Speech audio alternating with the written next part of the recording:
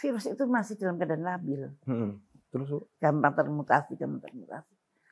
Maka kalau dilakukan vaksinasi, maka akan mempermudah terjadinya mutasi.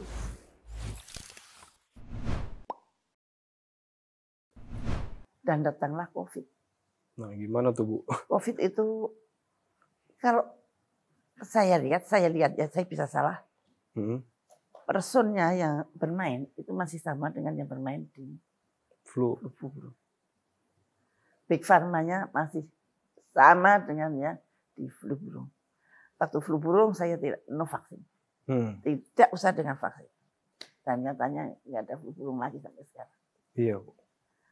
Nah, jadi saya heran kenapa pada COVID ini vaksin sedemikian penting itu. Padahal tidak ada sejarahnya vaksin itu bisa meredam satu pandemi. Tapi seluruh dunia tuh nurut itu. Kenapa tuh Bu? Kalau aku nggak tahu kemana ini para ahlinya, kemana ini pada orang-orang pinternya. Jadi pada waktu pandemi virus itu masih dalam keadaan labil. Terus Bu? Gampang termutasi. Maka kalau dilakukan vaksinasi, maka akan mempermudah terjadinya mutasi. Nah itu dia. Tetapi seharusnya vaksin itu dibuat setelah pandemi itu reda, virusnya sudah stabil. Nah, dibikinlah vaksin untuk menjaga next time kalau ada pandemik yang persis kayak ini, kita sudah punya daya tahan di vaksin. Seharusnya idealnya seperti itu Bu. Bukannya sekarang masih ini? Iya, itu menurut saya ya. Iya. Dan saya kadang-kadang juga heran, yang berpengalaman menghadapi pandemik itu di Indonesia kan hampir nggak ada. Cuman hanya pada waktu Pak SBY doang. Iya. Tapi tak ada seorang pun yang tanya pada saya. Nah, kenapa itu Bu ya? Padahal udah ada bukti suksesnya gitu kan. Sukses story-nya udah ada. Iya. Ada nggak orang yang mati karena flu babi ketika pandemik flu babi ini? Ya ada.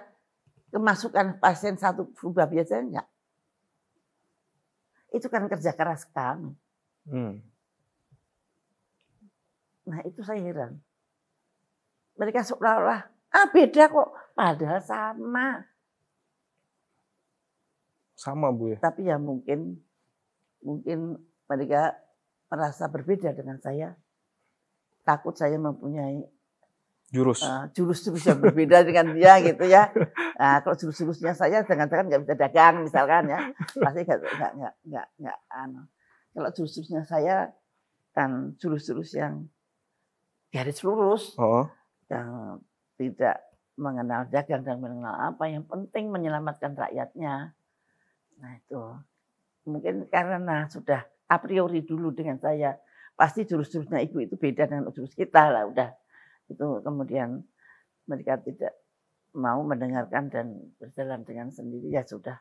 Saya hanya melihat dari jauh, saya hanya membuat YouTube untuk menenteramkan rakyat banyak sebisa-bisa saya, setahu-tahu saya dalam ilmu pengetahuan, di mana saya terus mengawal ilmu pengetahuan tentang pandemik ini dengan tidak henti-hentinya, mencari referensi, mencari literatur, dan saya punya teman-teman banyak di luar yang selalu memberi updating tentang apa yang terjadi di dunia ini. Saya selalu mendapat updating karena teman dekat saya juga ada di KIS8, jadi kami selalu mendapat updating yang apa namanya up to date.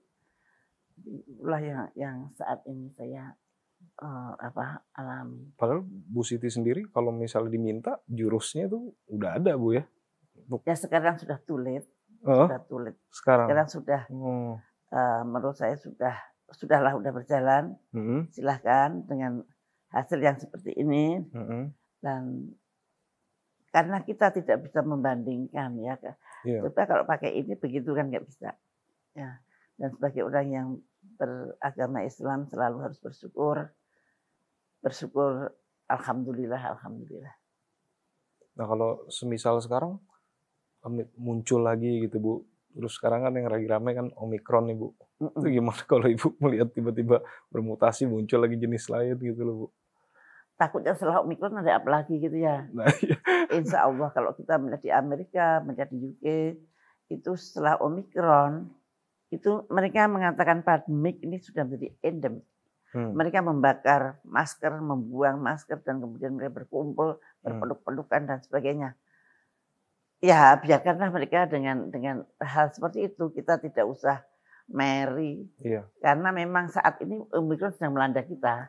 Ya kita walaupun tahu bahwa Omikron tidak berbahaya, tetapi kita harus tetap waspada, kita harus tetap berperilaku hidup bersih dan sehat dengan menggunakan prokes seutuhnya dan jangan berkumpul-kumpul. Walaupun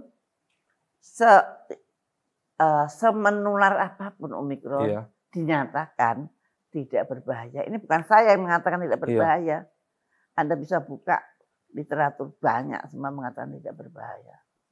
Dan Pak Budi Menkes juga mengatakan demikian, Pak Presiden juga mengatakan demikian, Pak Luhut juga mengatakan demikian, bahwa keterisian rumah sakit tidak melonjak dengan fantastis, kematian tidak melonjak dengan fantastis, artinya tidak berbahaya.